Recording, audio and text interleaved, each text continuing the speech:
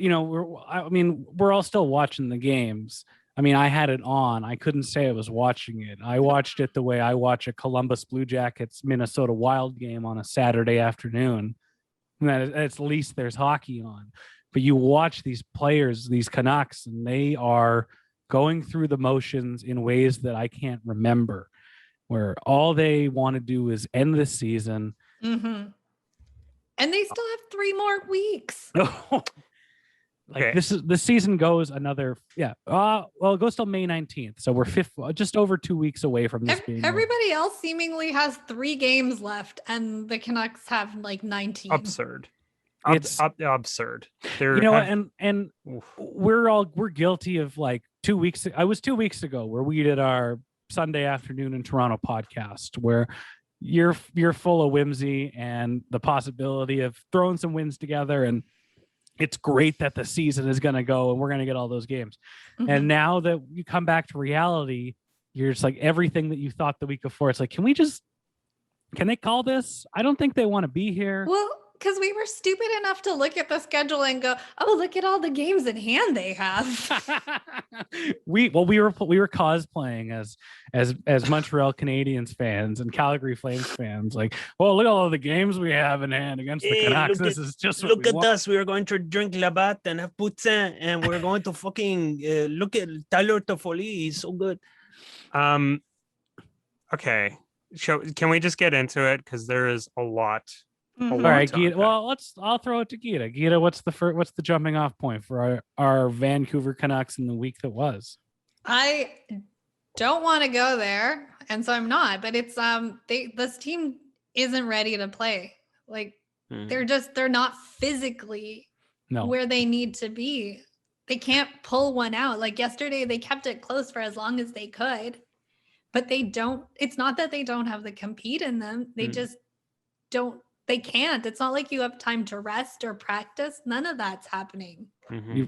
You have a team that's you can see it it's as clear as day when you watch Quinn Hughes play, because when he has that energy, like he's not giving up the whole game, but it's like that ability and that quality of play is just not there anymore.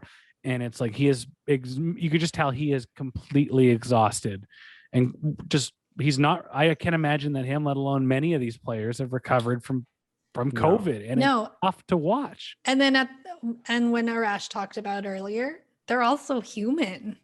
100%. And there's a lot going on beyond COVID that I can't imagine them being in the right headspace.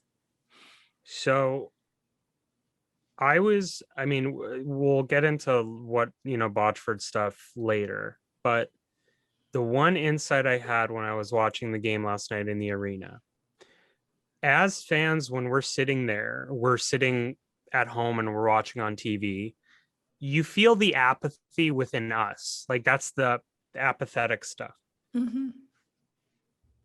By the time that the first goal happened, the Jesse Puljujarvi goal, which was like 4 minutes in, I am telling you guys, the apathy within the media, the apathy on the ice, like, and this has nothing to do with people not wanting to try. This team is working their ass off. They're trying. They're not just showing up and saying, hey, yo, empty net, go for it. They're not. This is not that. Mm-hmm. This is a domino issue from the fact that this team is not talented enough, just to begin with. Not talented enough to compete on an everyday level to win games 4-2, 5-2. They're not. They have to come out in the first period in this iteration with the issues they have with COVID.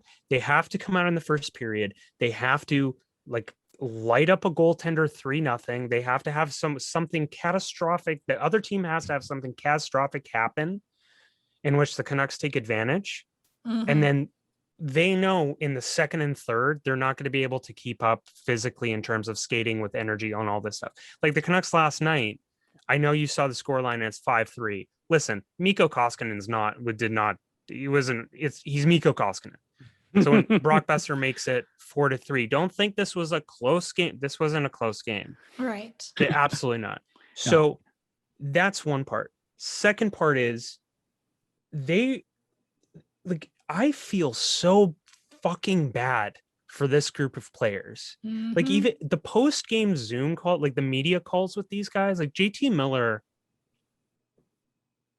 These guys want to go. These guys want to get the fuck home. And this is the other thing, to go back to the media stuff. The media, like Media Row, in terms of Drance and Jeff and everyone else there, like Daniel and all this stuff, we all at the end, including the Botchford kids, said, I don't want to keep these guys in the arena any longer than I have to. Yeah. I want them to go home. And on a day where it was, it's supposedly supposed to be, hey, ask a question, whatever. Yeah. We went over to Thomas and we said, hey, the three of us have decided, like, we don't, like, there's no way I'm going to sit Travis Green there and say, hi, Travis, Botchford Project kid here. Please humor a question. Yeah. No way. There's just absolutely no way we're going to let that happen. So from just that perspective, this cloud, like Jim and John are in Texas. Yeah. They're in Texas right now. Which Ryan says, like how bad does things have to be within the organization for it to feel this way? Because they've had bad seasons before, but never have we had a conversation like this. My concern with them being in Texas is just, who's running the team? No idea. What's going on where your team is crumbling around itself, and not just, on ice and off the ice, and your idea is, well, I'm going to go down to Texas and quarantine for 2 weeks so I can scout an under 18 tournament. And we don't know if they're back. We don't know if they made a beeline and returned back to Vancouver once things got hairy. And if they did, that's the right move. But they hung their coach, who doesn't have a contract heading into next season, out to dry, essentially. It feels like we need, like, this is a multi-$100 million worth sports franchise and a major force sports franchise in North America. And it's like, okay, we need somebody to go out there. Who's here?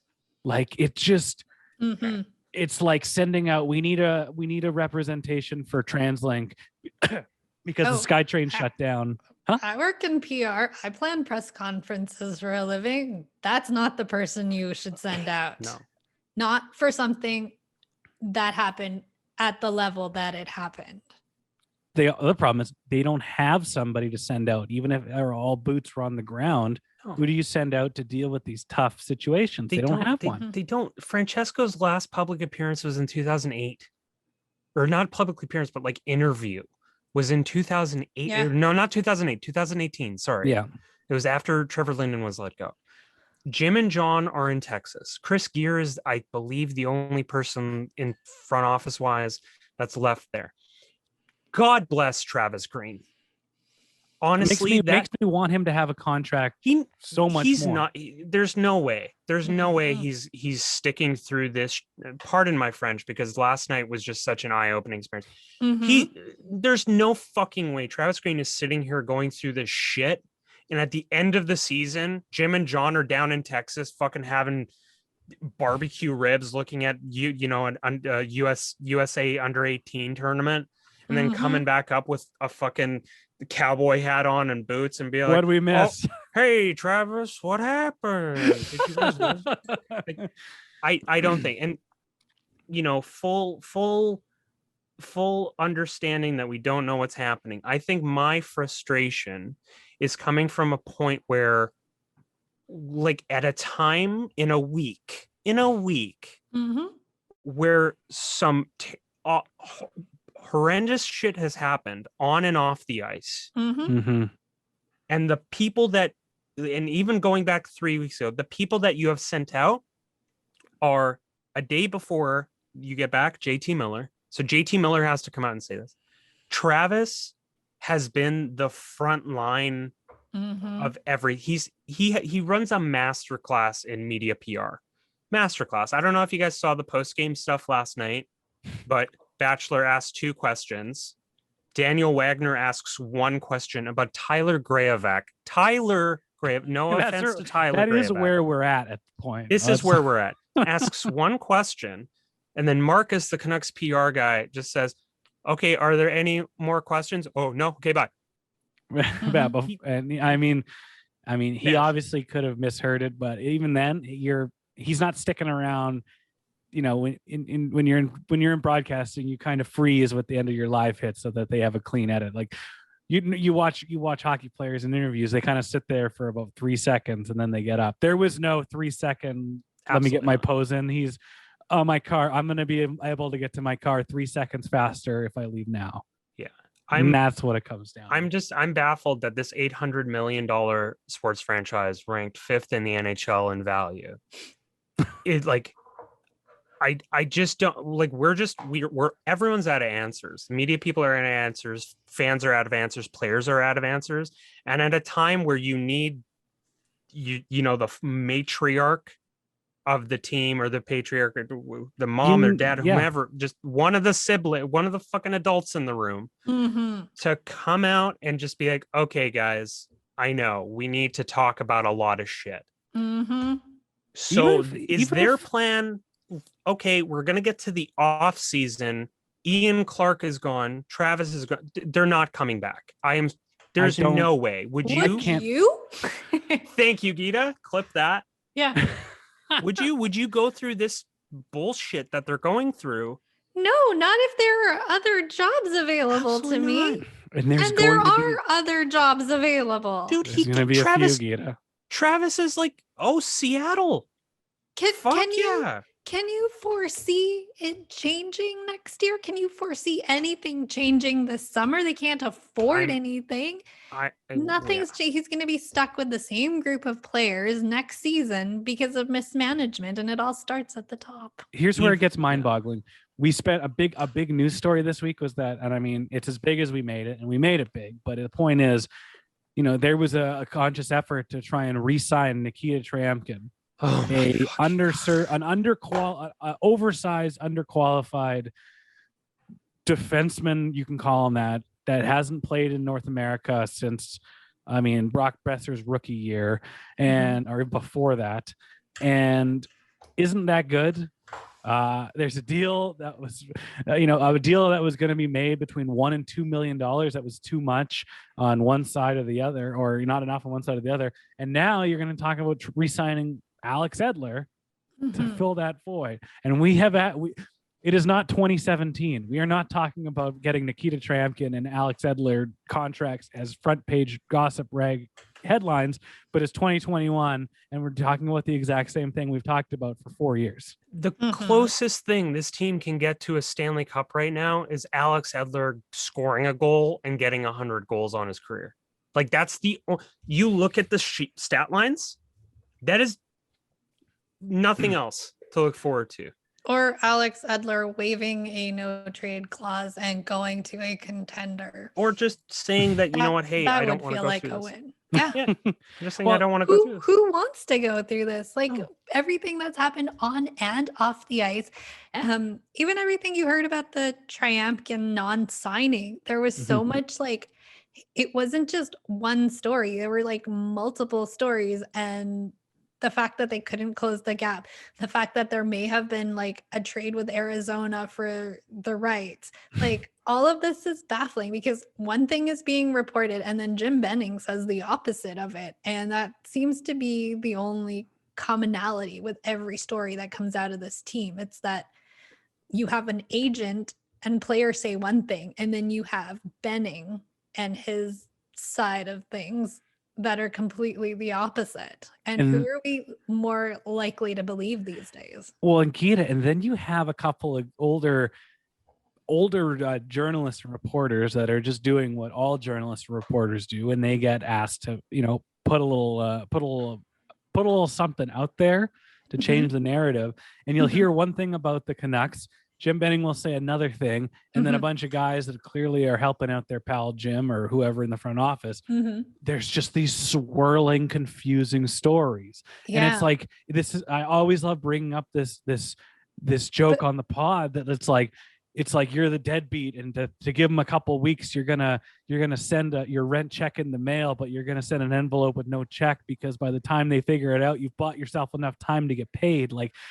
But that planting of stories or like giving someone like it may be a tit for tat situation where if you put this out there for me, I'll give you some sort of exclusive going ahead. Whatever it is, the fact that there are so many like narratives that don't line up does not help him.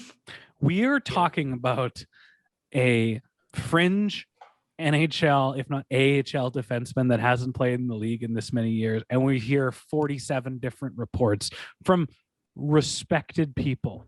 You have a coach that his contract is up, and the only concrete narrative we can find is that it's ownership that is using him as a negotiation, as a bargaining chip to either save some money or what have you.